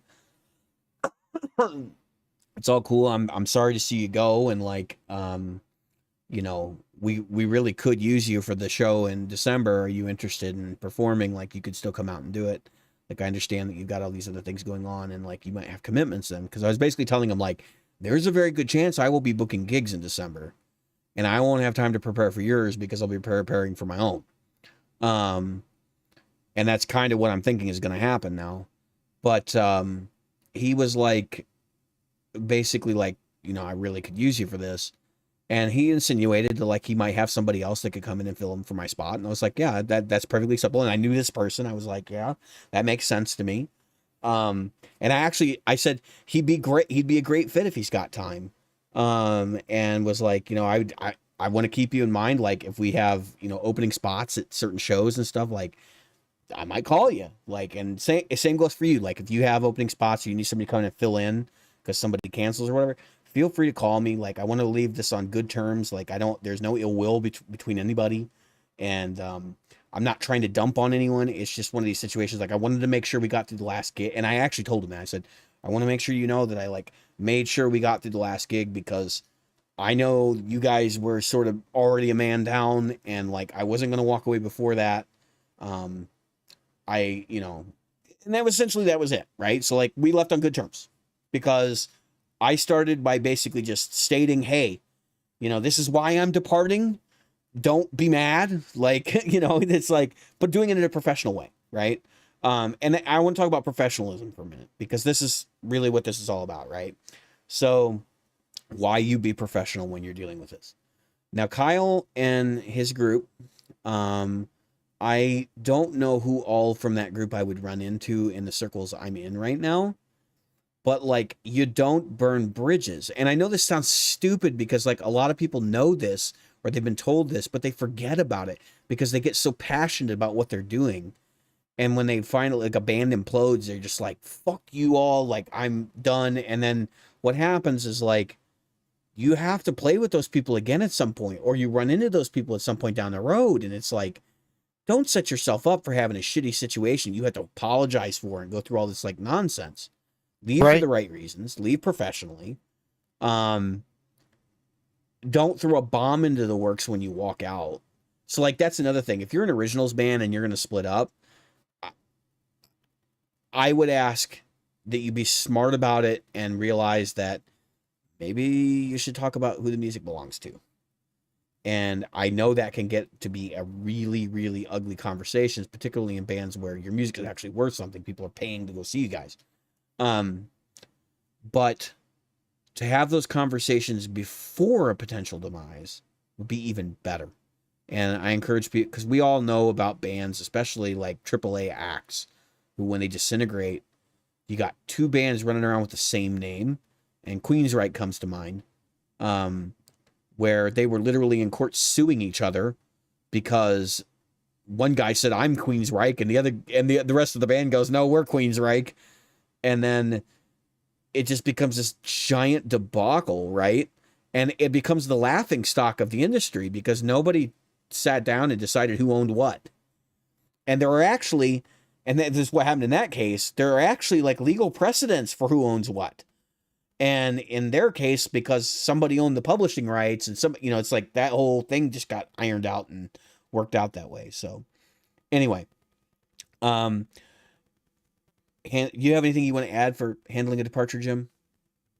I don't know if you have that additional. I've got to do the same thing this week, and it's difficult because they're all nice people and stuff, but I just can't keep it going. Yeah, you just got too much other time commitment. Like, and so, yeah, I mean, the band I've got, that I'm in that gigs all the time.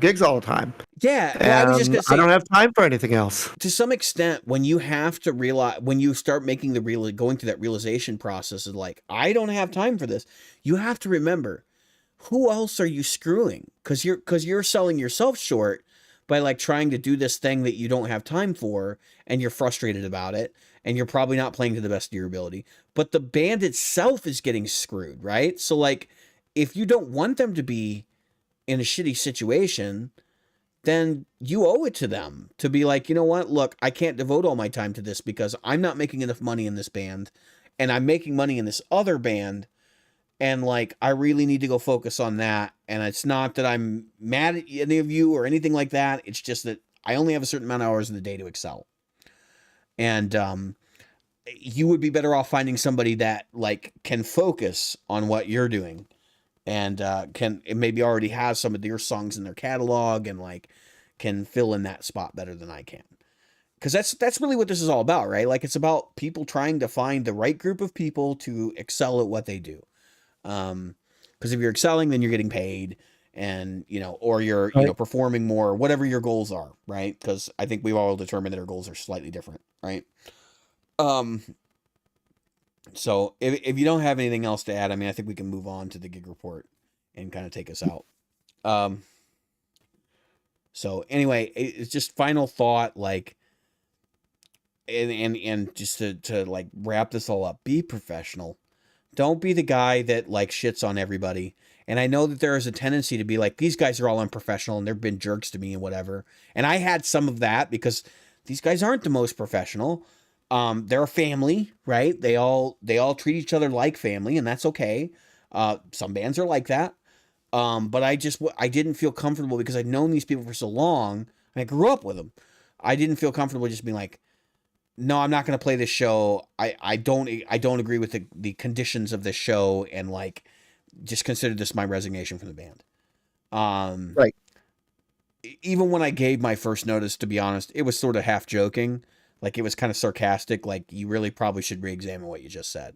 It was sort of an empty threat. Yep. Like, but then I got to thinking about it after the fact, and I was like, no, I actually meant it. If you came back and you said, you know what, that's how you feel, I would have been like, yeah, I'm consider this my formal announcement. And I would have been professional about it. But, because that's really what this is all about, right? It's like being professional. Like, even if you're going to make a silly joke and then it's taken out of context and they want to treat you like jerk about it, I'm still going to try to be the bigger person and walk away in a way that is amicable, because I don't know when I'm going to run into Kyle Tash or any of the other Tash clan in a band later, or in some music venue or whatever. And so like, I don't want to have bad blood. I don't walk around with that, especially with people who play music, because you never know what you're going to end up with. So that's all I'm saying. And maybe in 5 years, they've got their whole situation figured out and their current guitarist leaves and they're like, we're making good money and we need an ace, and we liked what you were doing when you were in the band and you would be a good fit. Come back. And I would be like, show me the money. And then I'd be like, all right, here I am. But that's basically, that's kind of how that would all play out. I don't know. The future is weird. As the last couple of years have shown us, none of us can predict what the hell is going to happen. So anyway, so gig report. Jim, you've played some gigs. You said you were talking about swamp gigs. I call them swamp ass gigs because that's usually what happens. It's not the most couth thing to talk about, but it is definitely real when you come off the stage and you feel like you've been swimming. Oh yeah.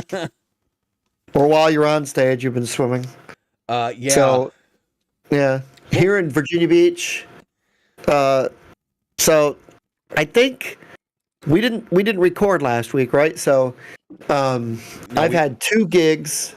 Both of them were outdoors. Well, one was indoor outdoors, and the other one was outdoor outdoors. And the reason I say indoor outdoors, I'll explain in a second. So, first one, we did the KOA in Virginia Beach again. Lots of fun. People really, really, really took to us. And the video from the post gig video shows that it was a blast, both on and off stage.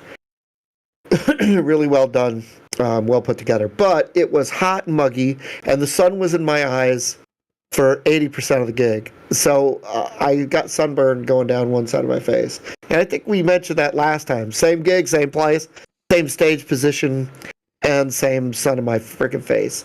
I'll be surprised if I can see out of my left eye. I was just doing that just to see if I could see out of my left eye very well, and it's already not well. I should have worn sunglasses the second time, but I'm an idiot. Anyway, so then the second gig, that was this weekend, last night actually. We were at a place called Lockside, which we call home base because we play there. That's the one place we play monthly, although we've got some that we play bi-monthly, and right. Other ones we play a lot. They have us all year round monthly, plus we do their New Year's Eve thing, which we've got 2 gigs back to back for New Year's this year. So Anyway, when we did the gig last night, which Lochside is great, and I love our home base. We had a lot of fun. I posted pictures on my Facebook page, so if you look up Jim Woodard, you can easily find me. I've got a dog, a pug, to be specific. Drogon is my pug. As my icon or whatever you call it there. That's me. And anyway, just posted some pictures taken from the stage, looking out at the audience. So what they do is it's kind of like a garage, and it's butted right up against. There's which you can't see because it's too dark. By the time I took the pictures, there's a lock. It's the reason it's called Lochside. Mm-hmm. A lock. And if anybody knows what a lock is, it's where you raise and lower the level of water to get boats into different places. But really all it is in that spot, it is beside a lock, but in that location, it's really just next to the drawbridge that allows boats to go in and out. Right. Whoops, hit my camera. Yeah, shit happens. So, yeah, I banged it. It's sitting on I can bang on my desk, but the problem is it's hanging on a thing that hangs down from above it. Yeah. So I smacked that. Anyway, so you've got all these like expensive boats all along the way. Kind of got a built-in crowd, and but we bring a large crowd to this side because there's two sides to the place. So it's almost like it's a separate business, although it's not. So there's an interior where there's just a restaurant, and then there's an exterior. You literally have to walk outside of the restaurant down a pier to the bar, which is in the same building physically, but it's literally walled off and doored off. You can't go between the two. Just go between the two. You got to go out, go back in. Right. And because of that, they have these huge barn doors that go up into the air like a 10-car garage. Yeah. And which is probably what it was at one time, probably for boats to get maintenance. Because it's got a really high ceiling and all this other stuff. I imagine it was for like boats to get maintained. And so they have a bar going along one side, which also garage doors, and then where we play is garage doored, and then the end is garage doored. So you're literally right there, and you're literally on a swamp. I mean, as far as like, you've got the lock right there, you got the water, you got the bugs, you got all the great stuff. The little bugs that come in, you know what kind of bugs I'm talking about? People from the East Coast that live near the water. Sometimes known as palmetto bugs, but yeah, I'm familiar. Anyway, we had a roach last night that was just we have roaches here. It's legalized cannabis, so yeah. Yeah, these guys are not for smoking.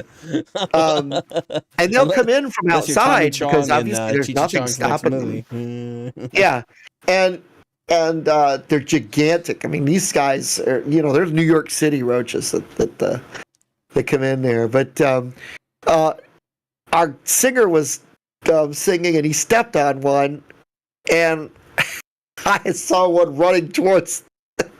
Stepped on it. He thought I was trying to get his attention. He looked over. I had to explain later. You see the dead bodies on the ground there? That's. But anyway, so it's a lot of fun, though. It really is enjoyable because the bugs aren't coming in because the place is unclean. The bugs are coming in because you're right on the water. Right. I mean, that's what they do. We're lucky we don't have, sometimes lizards, the little lizards there, and that stuff. So it's kind of like, it's a nature preserve where you play music. Yeah. Yeah. And it's fun. And but people were having a good time. I'm looking forward to seeing some of the video from it. My in-ear mix was right dead on. I had it great. It's funny because did you guys manage to do that, to work that out in rehearsal? Yeah, we finally got it worked out. We're almost 100% there. One of the guys wants an audience mic so they can kind of hear the audience. But I'm like, I mean, we got the talkback mic. We could put a talkback mic out there, but I don't know how much good that would do you because you're only going to get that area. Well, not necessarily. You could put an Omni. You could use an Omni mic for everything. Yeah. But I would actually recommend you use like just a regular cardioid, not a hypercardioid for both. Right. And you'll pick up, that's basically what Omni is. It's hypercardioid right back to back. Exactly. But that way you could at least focus on the audience more. See, because there is a reason why you might actually want an audience mic. Because if you don't have a sound guy in the audience that can cue you when somebody's screaming out shit in the audience, it's helpful, especially if you've got audience interaction. But that's about the only reason I would think that it's all that useful. We had the sound guy, and it was good. It was fun. We definitely bring the show, and that's what's the important thing. I think I'm getting more and more used to playing through the Kemper as far as being my one and only source of music. RNA Music signing off, so just Oh, night guys. When my biggest concern is the other guy still using an amp on stage, and so sound wise, I can tell because I don't have that extra projection, and we're not playing places big enough that his amp doesn't matter. I know it's a double negative, so where we play, his amp as it gets louder or softer directly affects what he sounds like out there. Where I have one thing that can control it. We'll talk about that. And that is that. And so I'm wondering if I should keep using the Marshall until he goes to 100%. Until he's ready to go complete in-ears, which I assume that is a I mean, goal. He's in-ears. Well, not in-ears, but like to get away from having an amp on stage. Right. He needs to get away from having at least his cabinet. Yeah. And he's talked about getting his quilter. So I'm going to talk a little bit more to him about that because I don't think he understands why I'm, being the way I am. Why does a quilter have anything to do with this? It's an amp. Because the quilter would allow him to just go DI and then turn the amp all the way down on stage. Then just get a modeler. That's what I said. He's tossed between an Axe-Fx, a Kemper, and a Helix. And I said, whatever one you go with the one you want. I don't want to tell you which one you want to get. Right. But so, like, what is he looking for? Is he looking for accuracy? Is he looking for quality of sound? Like easy quality of sounds? Like, because that makes a lot of determination factor. We can have a conversation about that outside the show because I have familiarity with all three. So yeah, for me, I think his best bet would be either Axe-Fx or Kemper. Yeah, because he's a sound more quality that guy. Then just get the Axe-Fx and be done with it. Exactly. That's honestly like, and it's not. It's because he seems like a guy. Based on what you've told me about his gear and like what he's using, like he seems like a guy that's into he uses different shit all the time. So it's like the Axe-Fx is probably going to be more up his alley in terms of future proofing and giving him quality of tone and giving him options that he probably wouldn't explore otherwise. I mean, when you look at the Axe-Fx, it's got like 200 models or some shit. Coheed and Cabrita have been using the Axe-Fx from day one. I mean, those guys. I'm not a big. I've been very clear on the show. I'm not a huge fan of digital guitar, but like, I do get it, and it's a tool that you should have in your tool. Again, a utility item you need nowadays. Right. You need one. Right. And I would recommend, if you're gonna do it, find something that's relatively inexpensive that does exactly what you want it to, and don't stress about it.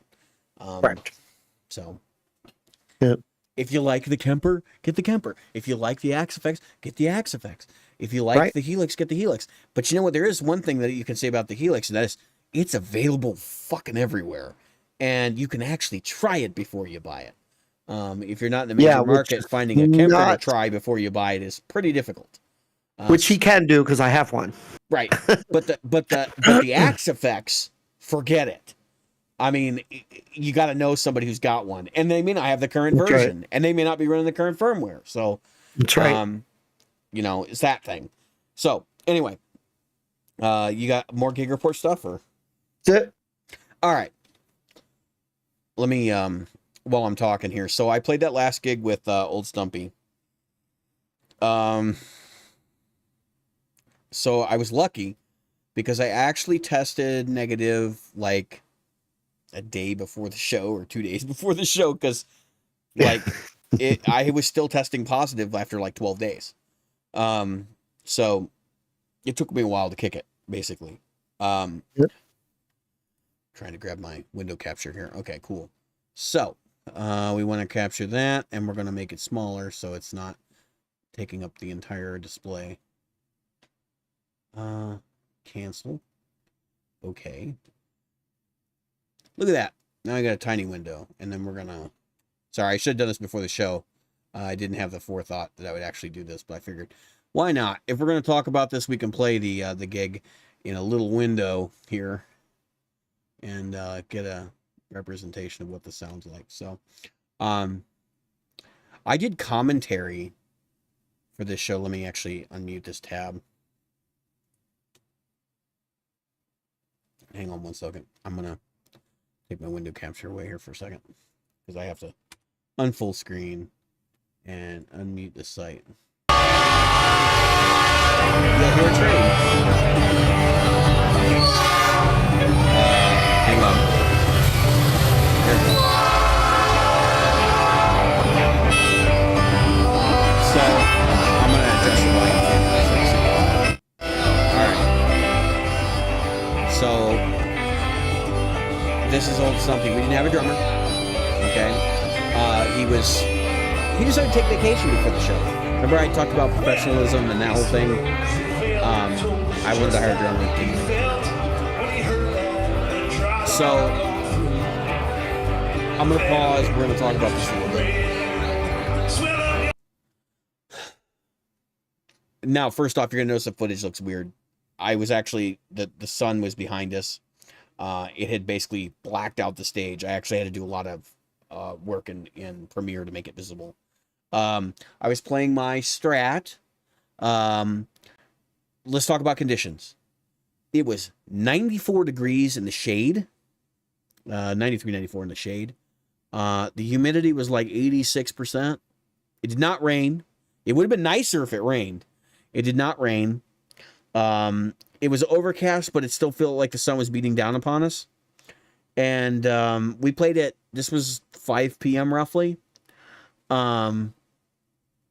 You can see my iPad is over there on the left. I made sure to keep it out of the sun this year. And we have our tip jar. It's up on stage. There's another tip jar in the audience. Both brothers brought their tip jars from their respective bands. In the front, you have me on the left side, and we'll go from left to right.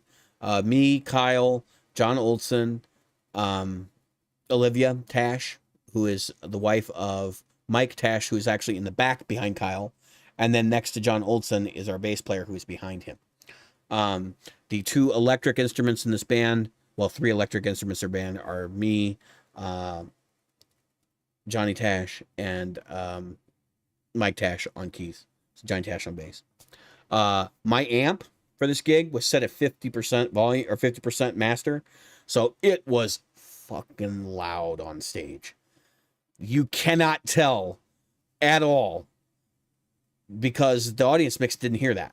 Okay. So this is one of those examples where people are like, I have in-ears and this guy's got a, you know, like in your situation, like this guy's got the guitar on stage and it's super loud. Doesn't mean shit. The PA is doing everything. Doesn't matter. So the guy's mixing me, right? And if he's doing a good job, he's doing a good job. If he's doing a shit job, he's doing a shit job. So we'll just kind of skip around here. So we played this song. Let's just skip like 2 minutes. We played Can't You See? Some of this was just, it was bad for me. Like I played poorly and I want to talk about why. It was so freaking hot. By the time I even got my gear on, hopefully this is quiet enough that I'm not overwhelming anybody. By the time I even got my gear on, I was like dripping with sweat. I walked about a block with my gear in hand to get here, so I actually stopped once to rest because I had my amp's at 45 pounds, right? I brought the film. My pedal board was literally just my little board with the HX Stomp on it, and I had a tuner on it. That was it. And I had a 2-button foot switch. so I had four effects that I could turn on and off, and I had those set up to do specific things. I had a crazy delay, and I had like a regular delay that I could switch between, and then I had clean, and then a boosted clean, which is basically like the King of Tones run fairly clean, but just way louder. It's just slamming the amp hard. And this is about what you'd expect at a local show. Somebody sitting here with a camera in the audience, like obviously holding a camera, and people literally just walking around, don't care. Not important to them. Made my wife very irritated, as she was the one holding the camera, and she's getting to where she can recognize some of these people from other gigs we play. So I'm so hot at this point. Actually, before we started playing, I started doing this and wiping my fingertips on my shirt, the dry parts of my shirt that I could find, because there weren't many, because I was concerned that I was not going to be, like, my fingers were going to stick to the strings, and they did. And so I was like, and I don't know if you see it in these clips, but like every 4 or 5 minutes of playing, between each song, I would wipe the sweat off my face and then try to get it off my hands immediately, because you can't play with like your eyes burning because it's getting in your eyes and whatever. So I was just super hot. I was so hot that, like, I tell you right now, if you put me in the air conditioning, there would have been steam coming off of my body, because it was just ridiculous. And it was affecting my performance. And we got about I was actually looking at both my watch and my iPad the entire time at the time. I was like, how much longer do we have to go? And that's where things get fun. So when we showed up, they told us we were to play for an hour, right? So, like, we were supposed to play for an hour and a half, we thought originally. So we had an hour and a half set list worked up, and they're like, you're supposed to play for an hour, and then the next band takes the stage. We played for an hour and a half. We weren't supposed to. We did anyway. And towards the end, I actually think my better playing was the end. We didn't capture a whole lot of that. But, we played Can't You See and stuff, and, like, I shouldn't skip around a little bit more. Some of this stuff has actually been posted on social media, on the band's social media. I'm no longer part of it. But I just to like briefly, sort of touch on some of the other things we talked about in this episode, utility items and things. I actually spent the day before looking for a 2-button foot switch because I didn't have one. And I was like, what the hell? Like, why don't I own this? I actually did own one. I forgot. I had the Beat Buddy 2-button foot switch, which was supposed to be proprietary when I bought it. I was told it was proprietary. It's not. You can use it as a 2-button foot switch for whatever. And so I just plugged it into the HX Stomp, and away I went. But I had a little bit of a conniption because I actually went to Guitar Center, and they didn't have shit. They wanted me to buy like a big ass like 2-button foot switch for a box or something. Man, I'm like, I don't need anything that big, So,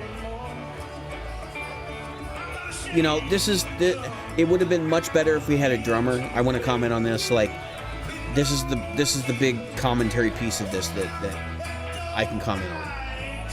When Mike got on stage, Mike's far more experienced as a keyboard player than his brothers. He's been playing. He's got actually 4 separate bands that make very good money doing covers of both Grateful Dead tunes and Phish tunes. And when he got on stage, he actually came over to me and talked to me specifically and said, I'm going to be the drummer tonight. And I looked at him and I was like, I know what you mean. Because he basically is just going to hammer as hard as he can on 1, 2, 3, and 4, right? We're going to hit those beats hard. And he tries.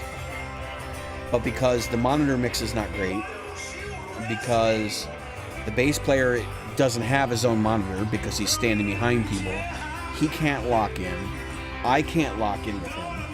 I'm trying my best to lock into the keys because there's a separate monitor for the keys. So I'm standing next to his monitor, right? Like, so I can hear keys because it's Mike's monitor. He brought it himself. And he's playing well, but it's not enough to hold it all together. There are places in here where we're way off, and the groove is this wide. It's not supposed to be this wide. It's supposed to be like this, but it's like this. And there are times where I was getting, so like my guitar, I was having problems with tuning. This is a heat issue, right? My strings were getting hot and they were expanding and contracting in the heat. It's not the neck. I can tell you that right now, because the neck is completely stable in air-conditioned environments, like when it's reasonable. And even in hotter environments, I played outdoors with it already. But not had this kind of experience. So my only guess is that it was getting hot. And there's a point in this video where I got called for solo and I was tuning. And Mike stepped in and was like, I got this. I just took over, and I was like, thank you, because tuning is a problem. If you can't keep your instrument in tune, you're going to have bigger issues. And that's partially my fault. I put new strings on the day before. I stretched them real good, but maybe I didn't do enough. So, free to admit that. But essentially, like, it was a good show. We got through it. We got a lot of tips. The city of Roselle is a stingy bunch of people that did not pay us. They expect charity from their citizens, people that have lived in their community their entire lives and have devoted at least a significant portion of it to music. They're totally okay with just letting this shit happen, which is kind of bonkers to me. But so, like, you can hear there's a reggae rhythm going on here, and that's Mike on keys. So I want to shout out Mike. Mike really held this together. I think this would have been a lot worse had Mike not been there to like help us tidy things up a little bit. So yeah, this is one of those situations where this is why you need a drummer. It's very important. And then, of course, I'm leading into we're playing Catfish John, and I'm playing with in Ottawa, Neutron actually. I'll do it further.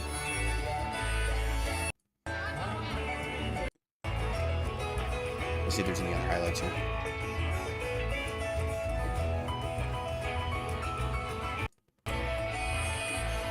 Now, we didn't get any of dueling banjos. That happened while the band was tuning up. Oh, that sucks. Does it? I enjoy that song. I enjoy playing it. I don't. I'd rather play Eruption. Well, Eruption isn't a duet song. It's so funny because in this situation... Anyway, yeah, this is... watch for the money in the tip jar here. It's gonna happen. Here it goes. Money in the tip jar. Come on. You can do it. Thank you. You can't see my mouth moving, but I said thank you.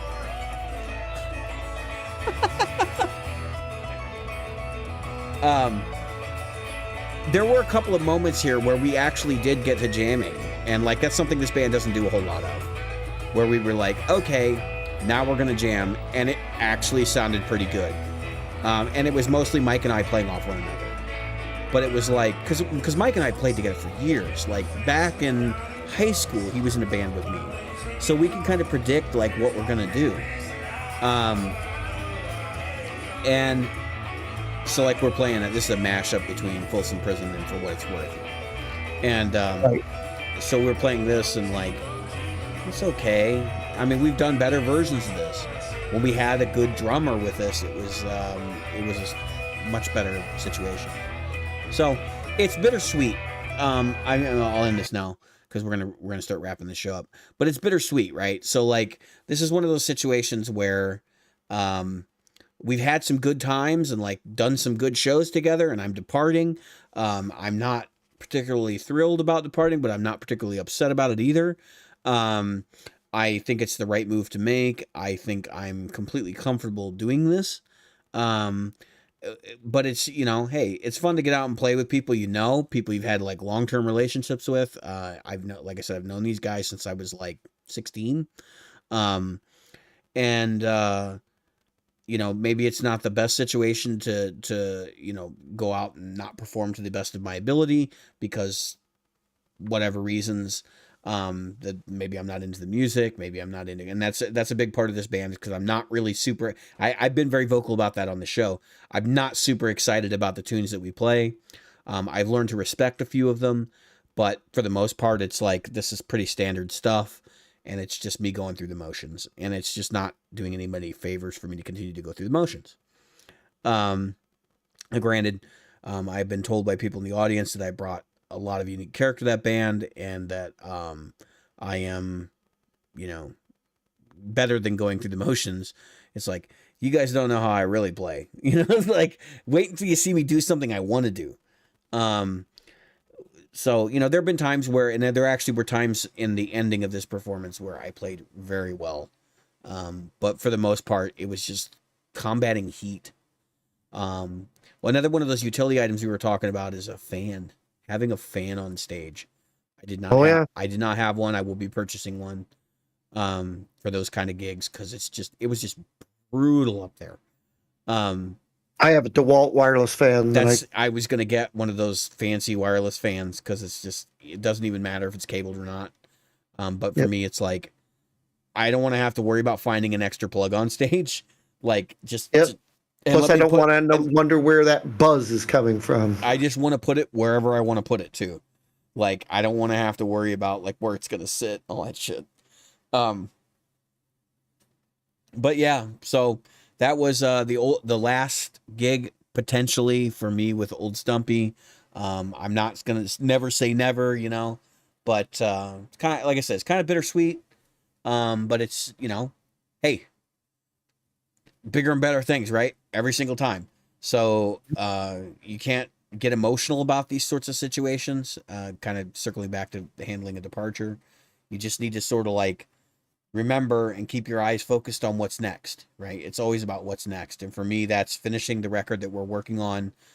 It should be done by the end of August in terms of mixing. And then, of course, we'll be mastering and probably have it out sometime in September, maybe early October at the latest.